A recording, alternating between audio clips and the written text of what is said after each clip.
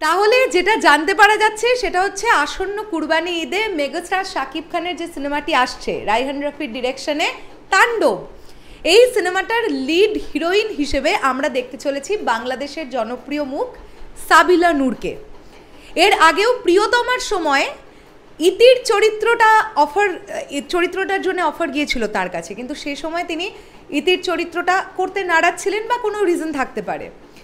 আবারও তাণ্ডবে তার কাছে এই অফারটি এসেছে এবং এইবারে কিন্তু তিনি আর হাতছাড়া কখনোই করবেন না। কেননা যদি আজকে ইধিকা পল না হয়ে সাবিলা নূর ইতির চরিত্রটা প্লে করতেন প্রিয়তমাতে, আমার মনে হয় এরকম তো হলেও হতে পারতো যে ইধিকা পলের যে ভাগ্যটা খুলে গেল মেগাস্টার শাকিব খানের সঙ্গে বড় পর্দায় প্রথম অভিষেক ঘটিয়ে, আজ হয়তো এরকম হলেও হতে পারতো যে পরপর আমরা সাবিলা নূরের সাথেই মেগাস্টার শাকিব খানকে পাচ্ছি।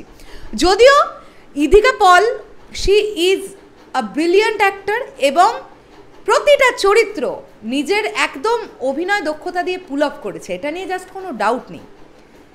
সিনেবাস কিছুক্ষণ আগে কনফার্ম করেছে, তাদের কাছে হয়তো বা কোনো সোর্স আছে, তারা বলছে যে লিড হিরোইন হিসেবে আমরা তাণ্ডবের লিড হিরোইন হিসেবে সাবিলা নূরকে দেখতে পাবো।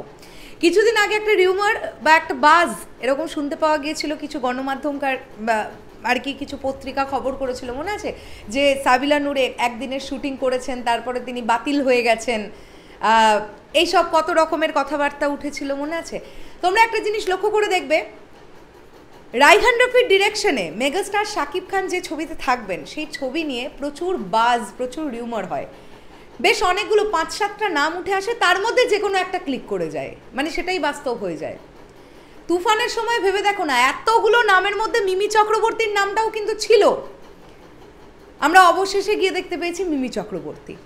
তো এই যে তাণ্ডবের সময় যে বাসগুলো, যে ব্যাপারগুলো আমরা দেখতে পাচ্ছি, এই তো কিছুদিন আগে তো এটাও শোনা গেল যে নিদ্রা নেহা বলে একজন অ্যাক্ট্রেস, তিনি বাদ পড়েছেন বলে তিনি খুব মন খারাপ করেছেন, ইত্যাদি ইত্যাদি।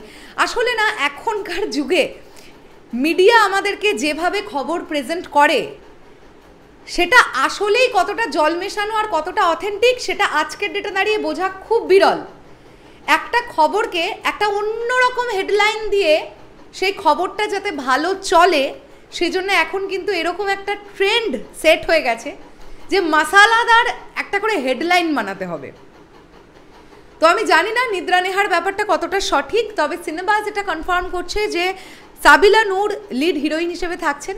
আমি যতটুকু যা জানি, আমার কাছে যে আপডেট আছে সেটা যদি ভুল না হয়, জয়া হাসান কিন্তু আছেন এই ছবিতে, তিনি একটি ভীষণ ইম্পর্টেন্ট ক্যারেক্টার প্লে করবেন।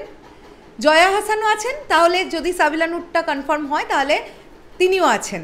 শাকিব ভাইয়ার বিপরীতে ফর দ্য ফার্স্ট টাইম তাণ্ডব দিয়ে শাকিব ভাইয়ার সঙ্গে তার ডেবিউ হতে চলেছে। এবার দেখা যাক, যদি সাবিলা নূর হন তোমরা কতটা হ্যাপি হবে, যদি না হন তাহলে কতটা হ্যাপি হবে। তবে আমি চলে যাওয়ার আগে একটাই ব্যাপার বলবো, এখনও অফিসিয়াল ঘোষণা আসেনি, অফিসিয়াল ঘোষণার জন্য আমরা সবাই ওয়েট করে যাই। তবে সিনেবাস যখন ইটস অফিসিয়াল বলে লিখেছে, ইটস কনফার্মড বলে লিখেছে, হয়তোবা তাদের কাছে সোর্স আছে, তারা জেনেই ব্যাপারটা করেছে। আমি যদি এখন রাফি ভাইয়াকে জিজ্ঞাসা করি, তুমি শোনো, রাফি ভাইয়া আমাকে একটা ইমোজি পাঠাবেন হোয়াটসঅ্যাপে, সেটা হচ্ছে বরবাদের। আমি রাফি ভাইকে কিছু জিজ্ঞাসা করলেই রাফি ভাইয়া আমায় এই ইমোজিটাই পাঠিয়ে দিচ্ছেন বারবার করে।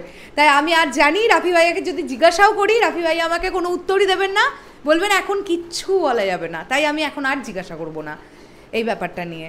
দেখা যাক, অফিসিয়াল অ্যানাউন্সমেন্টের জন্য ওয়েট করি। দেখা হচ্ছে আবার খুব শিগগিরই। তাহলে এখনের জন্যে টাটা।